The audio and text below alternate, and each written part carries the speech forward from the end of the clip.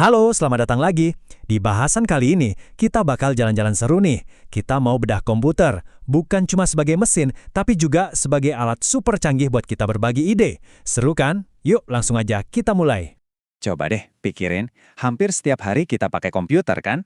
Tapi pernah nggak sih kita berhenti sejenak dan kepikiran sebenarnya apa aja ya isi di dalam kotak ini yang bikin semuanya jalan?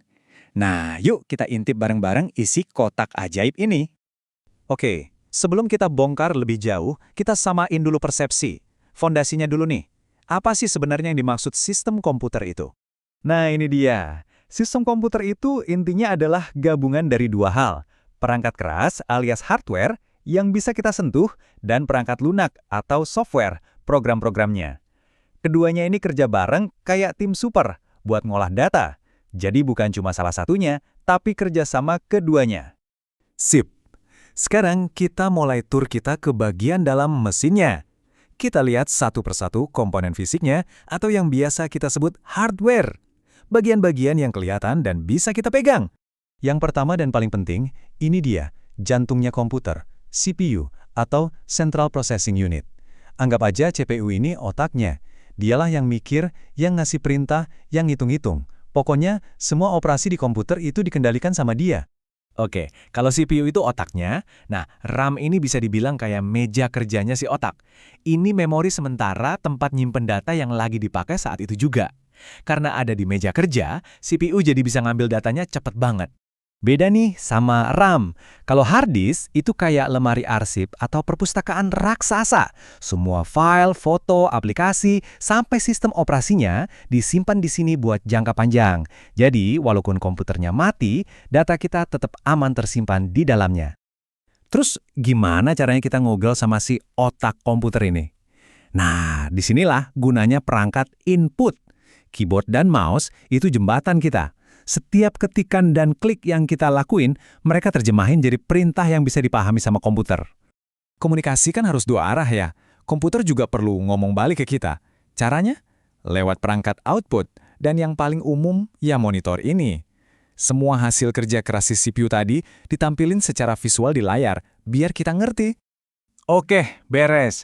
Kita udah bedah mesinnya. Udah kenalan sama komponen-komponen utamanya. Sekarang, kita geser sedikit fokusnya. Buat apa sih sebenarnya semua kekuatan komputasi ini? Ada tujuan yang lebih besar loh. Nah, ini dia pertanyaan pentingnya. Punya komputer canggih itu bukan cuma soal main game atau ngerjain tugas kan? Ini tentang gimana kita bisa pakai kekuatan ini buat berbagi ide. Jadi gimana caranya kita ubah mesin ini jadi media komunikasi yang benar-benar efektif? Salah satu cara paling umum ya, lewat presentasi. Pakai slide. Nah, sekarang kita bakal bongkar rahasia-rahasianya. Gimana sih cara bikin slide yang gak cuma ngasih info, tapi juga bener-bener kena di audiens? Prinsipnya gampang, kayak cerita aja. Pasti ada pembuka, isi, sama penutup. Presentasi yang bagus juga gitu. Mulai dengan pembukaan yang jelas, sampaikan intinya, terus tutup dengan ringkasan yang mantap. 3 bagian ini kuncinya. Hayo, ngaku, siapa yang sering lihat slide kayak gini? Penuh tulisan, kayak tembok teks. Ini jelas nggak efektif ya. Kenapa? Karena audiens jadi sibuk baca, bukan dengerin kita ngomong. Akhirnya pesan utamanya malah tenggelam. Coba kita sulap tembok teks tadi. Ada aturan simpel, namanya aturan 6x6. Maksudnya, maksimal 6 baris, dan tiap baris maksimal 6 kata. Lihat deh bedanya. Informasi yang sama jadi jauh lebih gampang dibaca dan dipahami, pesan kita jadi lebih menonjol. Hal sepele kayak milih font aja ngaruh banget loh. Kalau buat di layar, saran terbaik itu pakai font jenis sans serif. Itu loh, yang nggak ada kait-kait kecil di ujung hurufnya. Kenapa? Karena lebih bersih kelihatannya dan bikin mata nggak cepet capek. Jadi intinya apa? Ingat aja 4 kata ini. Sederhana, konsisten, jelas, dan progresif. Kalau kita bisa terapin 4 hal ini, dijamin deh presentasi kita bakal jauh lebih ngena ke audiens. Nah, sampailah kita di sini, di mana semuanya nyambung.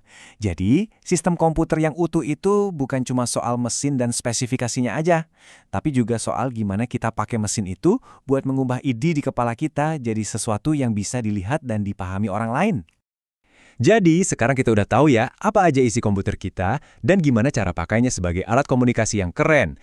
Sekarang pertanyaannya balik ke kalian. Dengan semua pengetahuan ini, ide besar apa nih yang bakal kalian bagikan ke dunia?